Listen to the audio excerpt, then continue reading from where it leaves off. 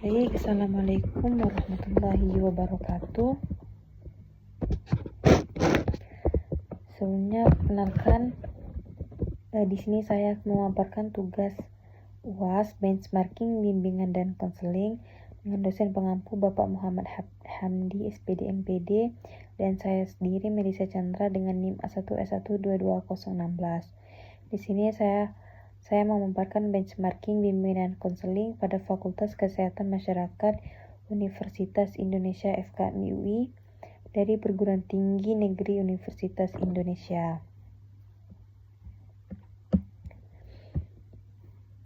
Baik, yaitu yang pertama profil lembaga, di mana Fakultas Kesehatan Masyarakat Universitas Indonesia FKMI UI dari Perguruan Tinggi Negeri Universitas Indonesia, di mana lembaga yang menjadi fokus dari kasus ini adalah Fakultas Kesehatan Masyarakat UI sebagai bagian dari Perguruan Tinggi Negeri Universitas Indonesia. Dalam hal ini mendukung kesejahteraan mahasiswa FKMI UI terintegrasi dengan layanan, bimbingan, dan konseling serta layanan kesehatan mental Universitas UI, baik melalui unit di tingkat fakultas maupun rujukan ke layanan profesional kampus. Yang kedua yaitu sasaran layanan, di mana sasaran bimbingan dan konseling FKMI UI adalah seluruh mahasiswa aktif FKMI, baik program sarjana maupun pasca sarjana. Layanan ini ditunjuk untuk membantu mahasiswa yang mengalami permasalahan seperti yang pertama tekanan akademik, yang kedua yaitu penyesuaian diri dengan perkuliahan, yang ketiga masalah emosi dan psikologis, yang keempat yaitu kecemasan dan depresi, masalah sosial dan relasi interpersonal. Yang ketiga yaitu jenis layanan bimbingan dan konseling yang dapat diakses oleh mahasiswa UI yang dirancang untuk kebutuhan mahasiswa secara komprehensif. Adapun bentuk layanannya meliputi yang pertama yaitu layanan konseling individu, di mana konseling dilakukan secara tatap muka antara mahasiswa dan konselor yang bertujuan untuk membantu mahasiswa mengatasi masalah pribadi yang dialami.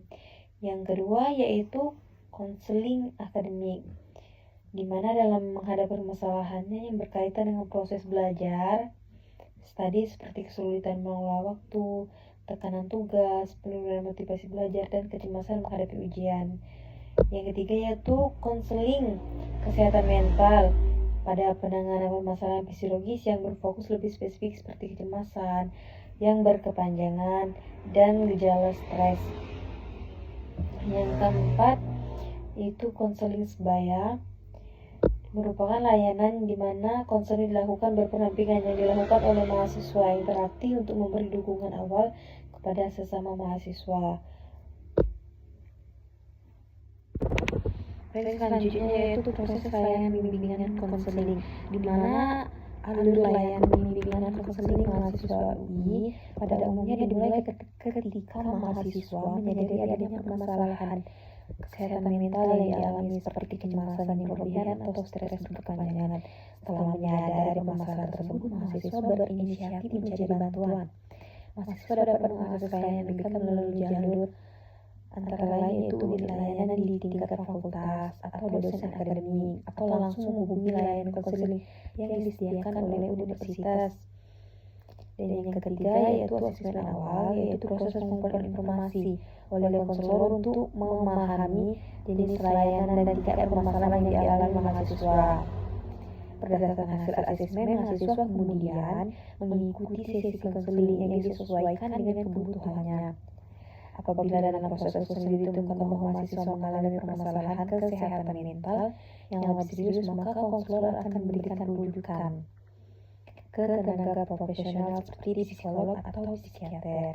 Nah, pada tahap akhir dari alur layanan BK adalah tindak lanjut dan pemantauan kondisi mahasiswa, di mana konselor melakukan pemantauan untuk memastikan kondisi mahasiswa mengalami perbaikan dan mendapat dukungan yang berkelanjutan.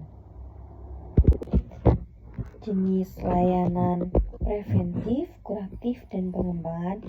Yang pertama yaitu layanan preventif, di mana layanan bertujuan untuk mencegah munculnya permasalahan kesehatan mental pada mahasiswa khususnya kecemasan dan depresi, di mana layanan ini dilakukan secara kegiatan edukatif seperti sosialisasi kesehatan mental, seminar manajemen stres, serta kampanye kesadaran kesehatan mental di lingkungan kampus. Yang kedua yaitu layanan kuratif, difokuskan pada penanganan mahasiswa yang telah mengalami permasalahan kesehatan mental seperti kecemasan dan depresi. Bentuk layanan ini diwujudkan melalui konseling individu yang dilakukan oleh konselor atau tenaga profesional. Yang ketiga yaitu layanan pengembangan, bertujuan untuk meningkatkan potensi dan ketahanan psikologis mahasiswa agar mampu menghadapi berbagai tantangan selama masa perkuliahan. Layanan ini dilakukan kegiatan pelatihan coping stres, penguatan resiliensi, serta pengembangan keterampilan penyesuaian diri. Peran konselor pada layanan bimbingan dan konseling di Fakultas Masyarakat Universitas Indonesia memiliki peran yang penting dalam mendukung kesehatan mental dan keberhasilan studi siswa. Yang pertama yaitu memberikan layanan konseling yang empati dan profesional, di mana konselor berperan memberikan layanan konseling dengan sikap empati, penerimaan, dan profesionalisme. Yang kedua yaitu membantu mahasiswa memahami dan mengelola permasalahan psikologis, di mana konselor membantu mahasiswa untuk memahami sumber permasalahan psikologis yang dialami seperti kecemasan, depresi, dan gejala stres. Yang ketiga yaitu menjaga asas kerahasiaan. Salah satu prinsip utama dalam layanan bimbingan dan konseling adalah menjaga kerahasiaan dan informasi mahasiswa. Konselor wajib melindungi privasi mahasiswa dengan tidak menyebarluaskan informasi yang diperoleh selama proses konseling. Dan yang keempat, melakukan rujukan ke tenaga profesional bila dibutuhkan. Jadi apabila dalam proses konseling ditemukan bahwa mahasiswa memerlukan penanganan yang lebih lanjut, maka konselor berperan melakukan rujukan ke tenaga profesional seperti psikolog atau psikiater. Yang kelima yaitu berkolaborasi dengan pihak fakultas untuk mendukung keberhasilan studi mahasiswa, di mana konselor juga berperan menjalin kerjasama dengan berbagai pihak di lingkungan fakultas, seperti dosen pembimbing akademik dan tenaga kependidikan. Jenis kasus dan permasalahan yang dihadapi, yang pertama jenis permasalahan tentang ini berdasarkan kegiatan umum Vincent Chaos yang diselenggarakan oleh Departemen Keselamatan dan Kesehatan Kerja K3 Fakultas Kesehatan Masyarakat Universitas Indonesia. Jenis permasalahan yang tantangan berkaitan dengan kesehatan mental mahasiswa, khususnya stres, kecemasan, dan gejala depresi yang dialami oleh mahasiswa dalam menjalani kehidupan akademik dan sosial di lingkungan perguruan tinggi. Permasalahan ini muncul sebagai dampak dari berbagai tuntutan dan tekanan yang dihadapi oleh mahasiswa, seperti beban akademik yang tinggi, tuntutan prestasi, serta tekanan tugas dan ujian, serta persaingan yang ketat. Selain itu, mahasiswa juga dihadapkan pada tuntutan penyesuaian diri dengan lingkungan kampus, perubahan peran sosial, serta ekspektasi dari diri sendiri maupun lingkungan sekitar. Permasalahan kesehatan mental mahasiswa UI juga dapat diklarifikasikan ke dalam pilar utama yaitu interpersonal, akademik, dan internasional. Permasalahan internasional meliputi konflik batin, rendahnya kepercayaan diri, dan kesulitan emosi, di mana permasalahan akademik mencakup tekanan studi, tuntutan nilai, serta kecemasan terhadap masa depan akademik dan karir. Permasalahan lingkungan berkaitan adaptasi terhadap sistem perkuliahan dan budaya kampus, sedangkan interpersonal memiliki konflik relasi dengan teman, dosen, maupun keluarga. Keseluruhan permasalahan tersebut berdampak pada menurunnya konsentrasi, energi, motivasi belajar, serta kualitas hubungan sosial mahasiswa. Apabila tidak ditangani tepat, permasalahan mental mahasiswa tersebut dapat berkembang menjadi kondisi yang lebih serius seperti depresi berat, penarikan diri dari lingkungan sosial, hingga resiko perilaku berbahaya.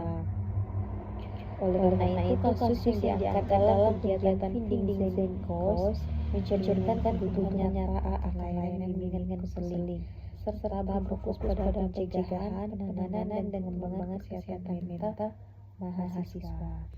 Pendekatan konseling digunakan ke teori BK, yaitu yang pertama yaitu salah satu pendekatan utama yang adalah pendekatan kognitif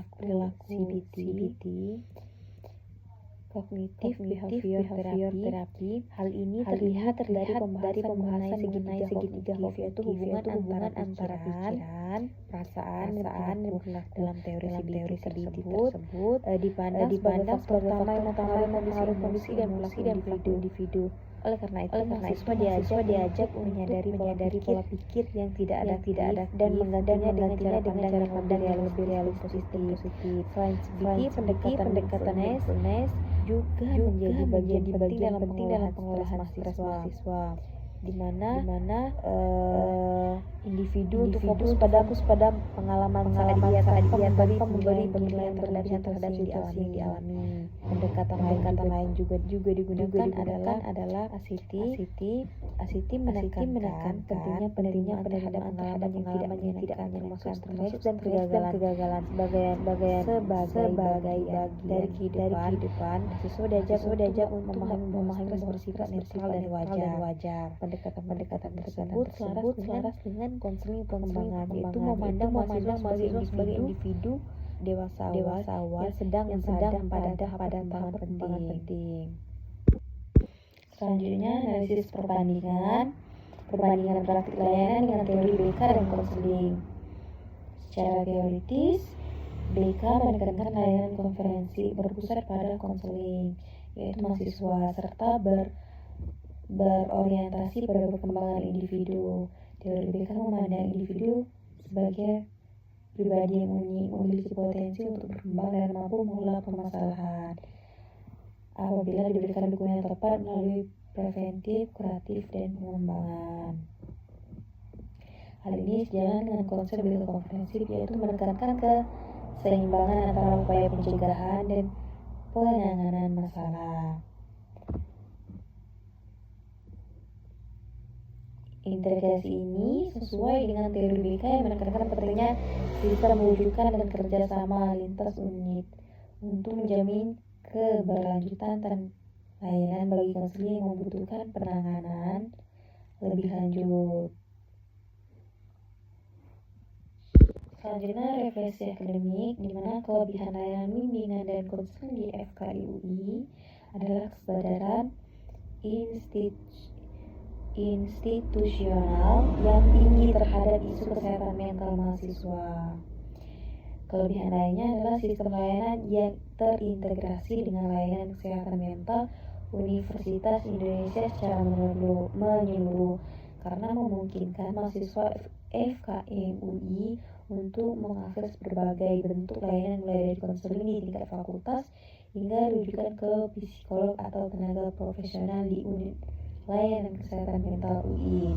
Selain itu, tersedianya layanan konseling profesional dan konseling sebaya yang menjadi nilai tambah dalam mendukung kesehatan mental mahasiswa. Dan yang ketiga yaitu keterbatasan atau tantangan layanan. Keterbatasannya adalah tingginya prevalensi kecemasan dan depresi di kalangan mahasiswa, sebagaimana yang ditunjuk oleh data kajian internal mahasiswa UI. Keterbatasan lainnya yaitu jumlah tenaga konselor yang menjadi tantangan dalam pelaksanaan layanan BK, sedikitnya jumlah konselor. Selain itu, literasi kesehatan mental yang belum merata di kalangan mahasiswa menjadi kendala tersendiri.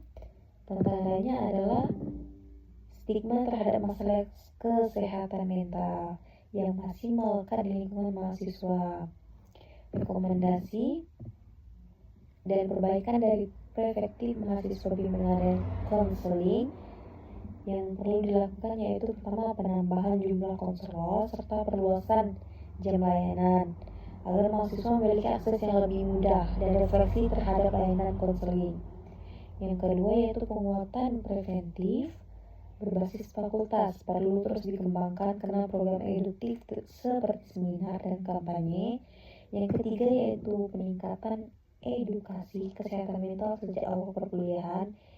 Yang keempat yaitu optimalisasi layanan konseling daring dapat menjadi solusi untuk mengakses keterbatasan mahasiswa agar mendapatkan dukungan konseling secara fleksibel dan aman.